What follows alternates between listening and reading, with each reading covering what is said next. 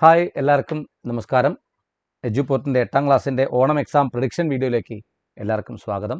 അപ്പോൾ നമ്മളിവിടെ ഓണം എക്സാമിന് വരാൻ സാധ്യതയുള്ള ടൈപ്പ് ഓഫ് ക്വസ്റ്റ്യൻസ് ആണ് ഇവിടെ പറയുന്നത്. അപ്പോൾ ഇതന്നെ വരുമോ ചോദിച്ചാൽ വരും എന്ന് എനിക്ക് തോന്നുന്നതായിട്ടുള്ള കാര്യങ്ങളാണ് ഞാൻ പറയുന്നത്. അപ്പോൾ എന്താണ് മാക്സിമം ഇങ്ങനെയൊക്കെയാണ് വരാൻ സാധ്യത. അപ്പോൾ അത് കൃത്യമായിട്ട് പഠിക്കുക. ഞാൻ ഈ പറയുന്ന രീതിയിൽ തന്നെ ഈ പ്രാവശ്യം ക്വസ്റ്റ്യൻ പേപ്പറിൻ്റെ പാറ്റേണൊക്കെ കുറച്ച് മാറ്റങ്ങളുണ്ട്. അപ്പോൾ എന്താണ് നമ്മൾ പഠന പ്രവർത്തനങ്ങളും അഭ്യാസങ്ങളും കൃത്യമായിട്ട് പഠിക്കുക. അപ്പോൾ അതിനെ ആസ്പദമാക്കിയിട്ട് അതേ തരത്തിലായിരിക്കില്ലെങ്കിലും വേറെ തരത്തിലാണ് ചോദ്യങ്ങൾ വരിക. പഠന പ്രവർത്തനം അങ്ങനെ ചോദിക്കില്ല, അതിൻ്റെ ഉദാഹരണമായ രീതിയിൽ വേറെ കാര്യങ്ങൾ ചോദിക്കാൻ സാധ്യതയുണ്ട്. അപ്പോൾ നമുക്ക് നോക്കാം. ആദ്യം എന്താണ് വാർത്താലേഖനസ്യ മാതൃക. ഒരു വാർത്താലേഖനം എങ്ങനെ എഴുതണം എന്നുള്ളത് കൃത്യമായിട്ട് തീർച്ചയായിട്ടും ഒരു വാർത്ത എഴുതുന്നൊരു ക്വസ്റ്റ്യൻ ഷുവർ ആയിട്ടും പരീക്ഷയ്ക്ക് വരും. മോഡൽ ക്വസ്റ്റ്യൻ പേപ്പറിലും എന്താണ് അങ്ങനത്തെ ഒരു ക്വസ്റ്റ്യൻ ഉണ്ടായിരുന്നു, വാർത്ത എഴുതുന്നൊരു ക്വസ്റ്റ്യൻ. ഓക്കെ, ഇതിലെന്താ ചോദിച്ചിരിക്കുന്നത് പറഞ്ഞാൽ രാജസ്തരീയ സ്കൂൾ കലോത്സവ കലാകിരീടം തൃശ്ശൂർ മണ്ഡലേന സ്വായത്തീകൃത. അപ്പം ഇതിലെന്താ വാർത്ത ചോദിച്ചിരിക്കുന്നത്? തിരുവനന്തപുരം അതായത് സ്കൂൾ കലോത്സവത്തിൽ കലാകിരീടം തൃശ്ശൂർ മണ്ഡലം അതായത് തൃശ്ശൂർ ജില്ലയ്ക്ക് സ്വന്തം, ആ ഒരു വാർത്തയാണ്. അപ്പം ഇങ്ങനെ വാർത്ത എഴുതേണ്ടത് തിരുവനന്തപുരം പഞ്ചദിവസ പര്യന്തം അനന്തപുരി നഗരം കലാപ്രകടനേഹി സന്ദീപ്യ കൗമാരകലായാഹ യവനിക പതിത. അപ്പം എന്താണ് 5 ദിവസമായി നീണ്ടു നിന്നിരുന്ന കലാപ്രകടനത്തിന്, തിരുവനന്തപുരത്തിലെ നടന്ന കലാപ്രകടനത്തിന് സമാപനമായിക്കൊണ്ട് യവനിക വീണു, കർട്ടൻ വീണു.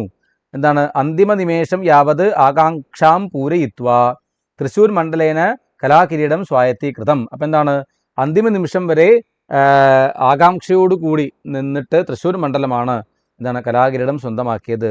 23 സംവത്സരാന്തരമേവ തൃശ്ശൂർ പുനഃ വിജയ കിരീടം അവാപ.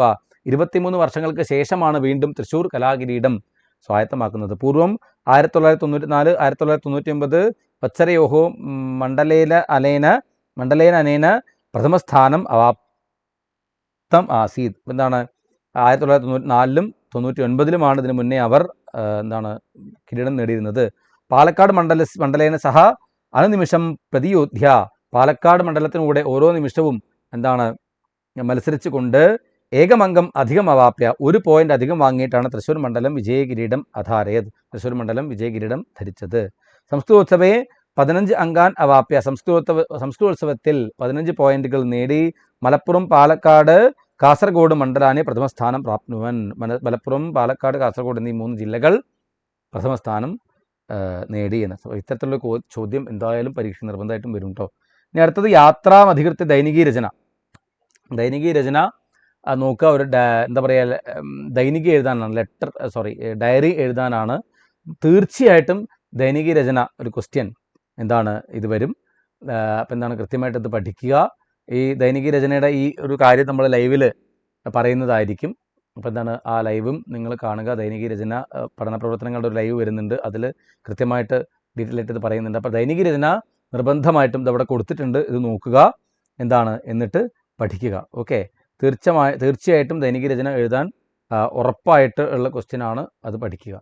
ഓക്കെ, ഇനി അടുത്തെന്താണ് ലകാര പരിവർത്തനമാണ്. ലങ് ലകാര ജ്ഞാനം വർദ്ധത. അതിൻ്റെ ഇപ്പോൾ ലെട്ട് തന്നിട്ട് ലങ്ങിലേക്ക് എഴുതാൻ ചോദിക്കും. ചിലപ്പോൾ നേരിട്ടായിരിക്കും ചോദിക്കുക, ചിലപ്പോൾ ഇൻഡയറക്റ്റ് ആയിട്ടായിരിക്കും ചോദിക്കുക. എന്തായാലും ചിലപ്പോൾ ഇത് കണ്ടില്ലേ, ലെട്ട് ലകാര ദത്താനി വാക്യാനി ലങ് ലകാരേണ പരിവർത്തയതി. അപ്പം എന്താണ് ഇത് അകായത് അധാവത് അചാലയത് അവദത് അദാദത് അതദാദ് അങ്ങനെയൊക്കെ തന്നു. ചിലപ്പോൾ അത് ദദതി അതദാദ് ചാലയതി അചാലയത് ധാവതി അധാവയത് ഗായതി അഗാധയത് ഇങ്ങനെയാണ് തരിക. അപ്പോൾ നിങ്ങൾക്ക് തന്നിട്ട് ചിലപ്പോൾ സെൻറ്റൻസ് ആയിട്ട് തരാം, ചിലപ്പോൾ സെൻറ്റൻസ് അല്ലാതെ തരാം, ഇതേപോലെ ചോദിക്കാം.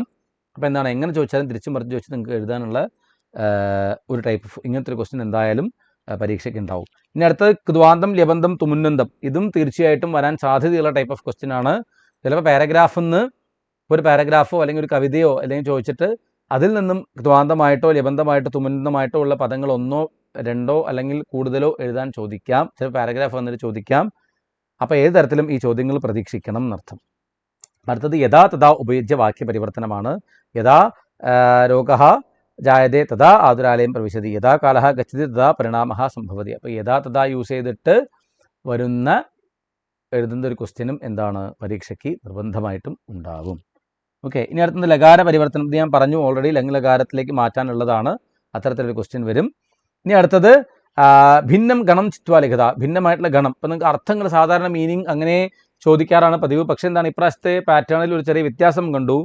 എന്താണ് നിങ്ങൾക്ക് ഭിന്നമായിട്ട് ഗണം ചൂസ് ചെയ്യാനാണ് തന്നിരിക്കുന്നത്. ഇപ്പം എന്താണ് അവനിഹി ഭൂമിഹി, രജനി രാത്രിഹി, കൃഷകഹ എന്ന് പറഞ്ഞാൽ പയോധഹ ആണോ, ദീപപതിഹി സൂര്യഹ, ബാക്കി മൂന്നിൻ്റെയും ആൻസർ ശരിയാണ്. കൃഷകഹ എന്ന് പറഞ്ഞാൽ കൃഷിക്കാരനാണ്, പയോധഹ എന്ന് പറഞ്ഞാൽ മേഘമാണ് അല്ലേ, പയഹ ദദാതീതി പയോധഹ അല്ലേ. അപ്പോൾ എന്താണ്, അപ്പോൾ അതാണ് അതിൽ ഭിന്നമായിട്ടുള്ള ഗണം. അപ്പോൾ അതാണ് അതിൻ്റെ ഓപ്ഷൻ ഗ ആണ് ആൻസർ, സി ആണ് ആൻസർ. അപ്പോൾ അങ്ങനത്തെ ക്വസ്റ്റ്യൻസ് വരും. പിന്നെന്താണ് കർത്തരി കർമ്മണി പ്രയോഗം, കർത്തരിയിൽ നിന്നും കർമ്മണിയിലേക്കും കർമ്മണിയിൽ നിന്നും കർത്തരിയിലേക്കും മാറ്റുന്ന തരത്തിൽ അനുജഹ പാഠം ലിഖതി അനുജേന പാഠ ലിഖ്യത്തെ, അലീന കവിതാം പഠതി അലീനയാ കവിതാ പഠ്യത്തെ, ബാലഹ വിദ്യാലയം ഗച്ഛതി ബാലേന വിദ്യാലയ ഗമ്യത്തെ.